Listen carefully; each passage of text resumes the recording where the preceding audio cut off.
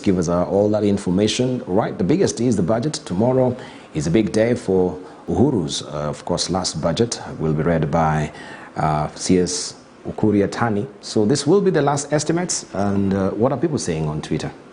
Yeah, good morning, Dibal. It is interesting because just as you have said, it is President Uhuru Kenyatta's last budget. And it is also an additional of 300 billion on top of the budget for last financial year.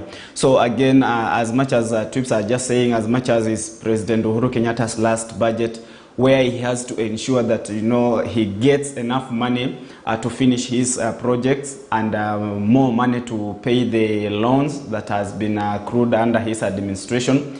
It is a delicate balance again for the Treasury CS because now he needs to balance between increasing the budget and not increasing the cost of living, because again we have seen a lot of Kenyans coming up and saying the cost of living is already high. Yesterday we hinted of even people being arrested for trying to steal cooking oil and such things. So again, it's just that delicacy that yes, it is Uhuru's last budget, but again, is it likely going to raise even further the cost of living? Yeah. And fuel crisis is still, that is, as well as say, a cut in a issue on social media.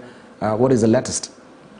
Yeah, trips are still saying, despite the fact that President Uhuru signed that supplementary budget that was to see fuel being released and normalcy resuming, people are still lining up, motorists are still lining up, queuing, just to get, hoping that they will get to fuel their cars. So people are just saying, it is a show of how when cartels have taken up the whole sector, how things can move slow. So despite the funds being released, so guys are just asking, so where is the fuel? Is somebody trying to just deliberately hold on it, or what is happening? Again, at the same time, we have seen even matatus hiking prices. So again, Kenyans just suffering because of that. Lack of fuel now increasing that transport. Yeah.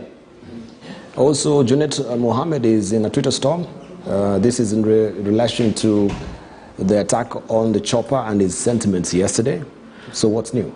Yes, Dibal. Remember, since the news of Raila chopper attack, Junet Mohammed has been one of the politicians who are close to Raila Odinga, who has been coming out to explain the ordeals of the events that are as they happen. So yesterday he was summoned by the DCI to go and give an account of what had happened. And he's calling the DCI to probe the deputy president is just what is sparking varied reactions on social media. Guys trying to say, is it necessary for the DP to be summoned, or is it so between Junet and the other side, who should we believe? Yeah. Fantastic. Patrick, thank you very much for that comprehensive detail on what is happening, of course, on the social media. And that is what we have up our collective sleeves today. Of course, we'll be packaging all the stories for you and more here on KTN News, where you get the whole story. But don't go away. Something is simmering on that business cafe with Brenda Kirbo, who is up next.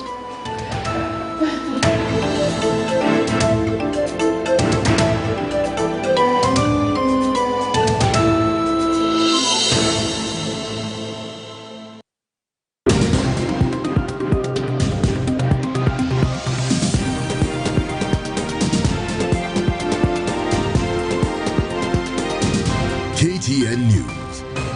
Get the